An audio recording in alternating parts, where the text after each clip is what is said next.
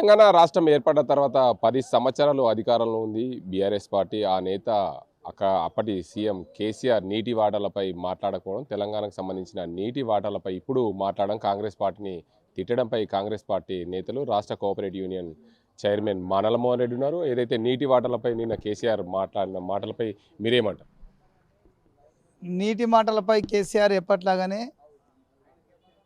తప్పుడు మాటలు మాట్లాడుతూ ప్రజలను మభ్యపెట్టే ఒక ప్రయత్నం చేస్తున్నాడు.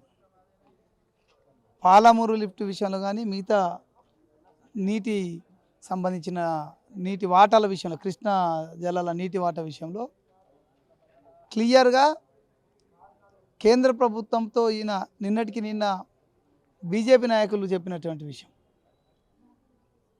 ఈయన పెట్టిన ఒక సంతకం ఈ రాష్ట్రంలో మనకు చెందాల్సిన నీటి వాటాలు పూర్తిగా ఆంధ్రప్రదేశ్ పాలని అప్పుడు ఉన్నటువంటి జగన్మోహన్ రెడ్డితో అంటకాగినటువంటి కేసీఆర్ ఈయన అసమర్థత వల్ల జరిగినటువంటి తప్పిదాల్ని కాంగ్రెస్ పార్టీ పైన, కాంగ్రెస్ ప్రభుత్వం పైన నెట్టేయాలని ఒక ప్రయత్నం చేస్తుంది.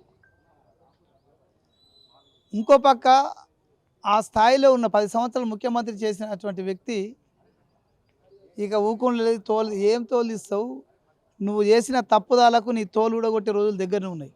ఎందుకంటే ఒక పక్క ఫోన్ ట్యాపింగ్ కేసు నడుతుంది నీకు, ఇంకో పక్క నువ్వు కాళేశ్వరం పేరుతో నిర్మించినటువంటి కూలేశ్వరంకు సంబంధించిన ఎంక్వైరీ నడుస్తుంది, ఇంకొక పక్క నీ కొడుకు మీద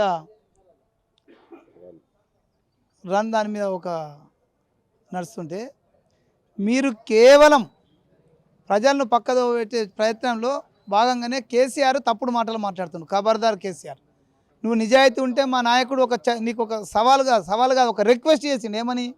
నువ్వు నీటి వాటల పైన ఈ రాష్ట్రానికి సంబంధించిన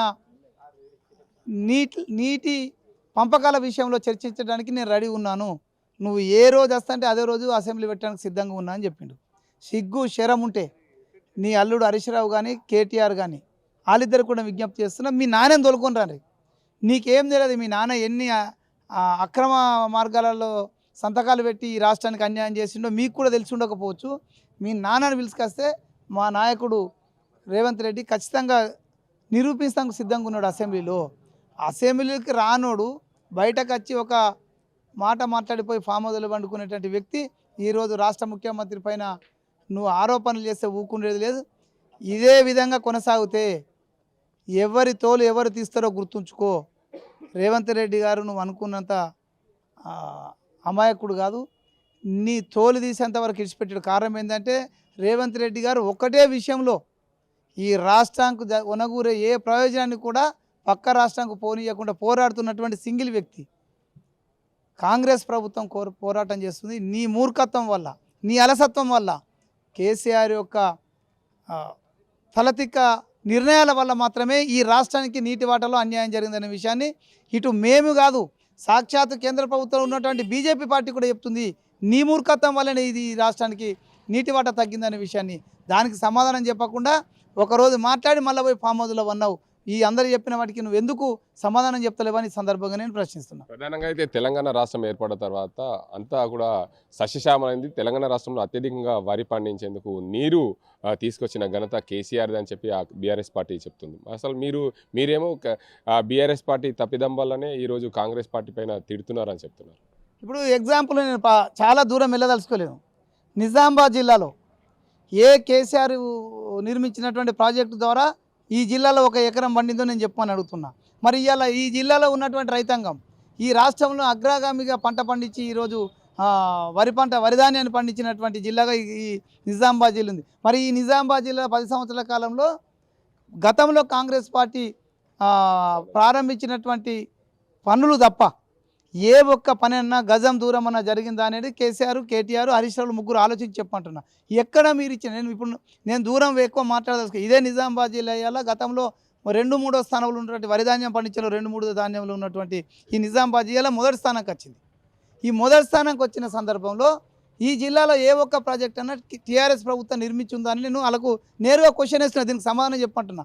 అదేవిధంగా ఈ రాష్ట్రంలో ఎక్కడ కూడా కాళేశ్వరం నుంచి ఒక నీటి బొట్టు తీసుకోకుండానే ఈరోజు ఈ దేశంలో అగ్రగామిగా నిలిచింది ఏది వరిధాన్యం పండించడంలో.